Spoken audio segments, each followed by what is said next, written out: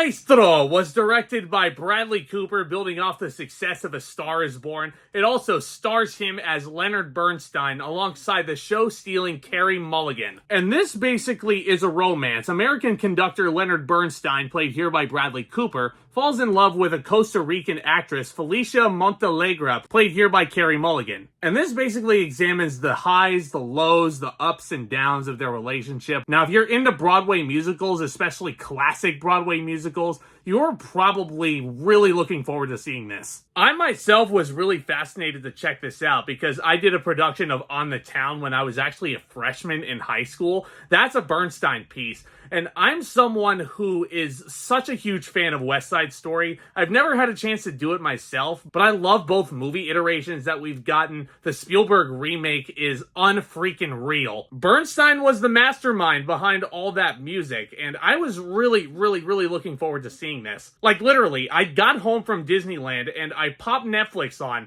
and I thought, I swear to you, I'm not making this up, I thought that Maestro came out on the 22nd. But I see it uploaded once I get home, and I'm like, oh, okay, it's time. We're watching Maestro. And I'm here to report that Maestro is, in fact, as terrific as Bradley Cooper made A Star is Born. Maestro is a really good movie. And a big part of that is Bradley Cooper, who not only shines as a director, which we should know that he would shine as a director, because A Star is Born was so great. He shines as an actor as well. The fact that he's using so many long takes here, it really allows himself and his other actors around him to shine. Not just showing how they deliver their lines, but how they react to everything else going on around them.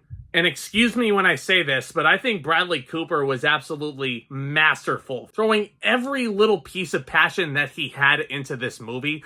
Please do not be surprised if he gets nominated for Best Actor at the Academy Awards. I don't know about Best Director. That might be a long shot just because that Best Director category is so jam-packed this year. Actor for sure, I think he should get a nod just because, especially after this big, breathtaking scene in a cathedral, you can see the effort he's putting in and just how much physicality that he's throwing into playing Leonard Bernstein. Wait, Bernstein? Bernstein. I've always mixed up those two pronunciations. The point being, Cooper was excellent. Carey Mulligan, on the other hand, I have loved her so much for so long. I loved her in Promising Young Woman. I really wanted her to win Best Actress at the Oscars that year, and she didn't. This one might be her ticket to actually get the Golden Statue, because she was a scene stealer. Anything involving her character, I was absolutely into. Everything about this performance felt so real and in the moment. And once you figure out what is happening to this character and the stuff that happens in her life that disrupt her work and her dreams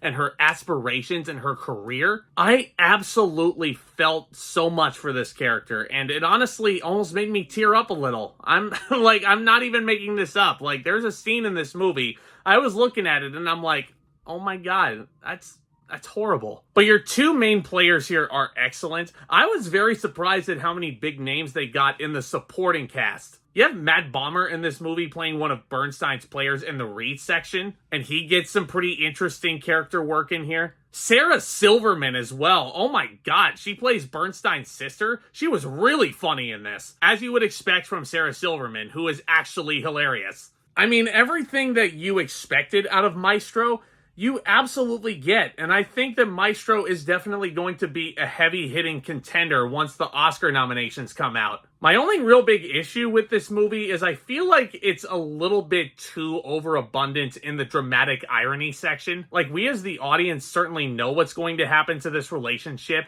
because of events that we see before these two even get together. And I'm sorry I'm being vague about this and not spoiling anything, but because we can kind of gauge how this relationship is going to go because of what these people are doing, I don't know, it kind of made it hard for me to get overall invested in this movie. I'm not saying that as a bad thing, because this movie is very good, but I honestly don't know how rewatchable Maestro is. Like, it's gonna be one of those Oscar baity movies that definitely show you the historical events and everything that happened, and it does so masterfully. Bradley Cooper is proving himself to be a great director in addition to being an excellent actor. Carey Mulligan is stealing the show every which direction she can. But I don't know if this is one of those movies that I'm going to be popping on over and over again on Netflix. That being said, said, though, Maestro is definitely one of the stronger movies that you're going to get this holiday season, and I'm going to give it an A-.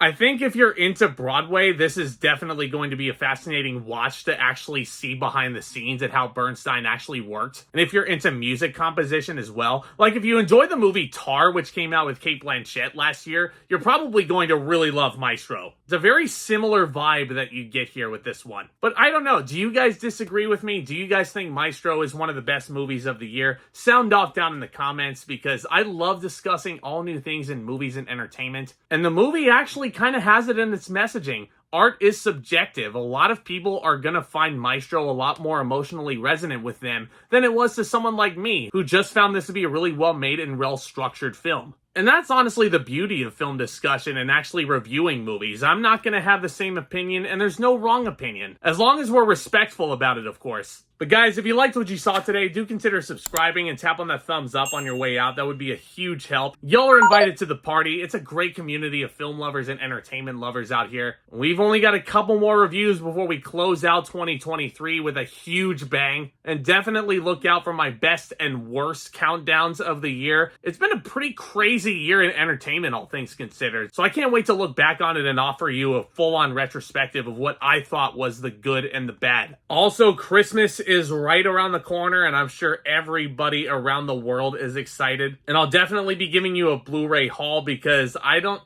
know. I have a feeling I'm gonna be seeing some more movies under my Christmas tree. While I'm at it, let me know what's on your Christmas list down in the comments. Why not? Guys, thank you so much again. Happy holidays. And with all that being said, Back Talk commence.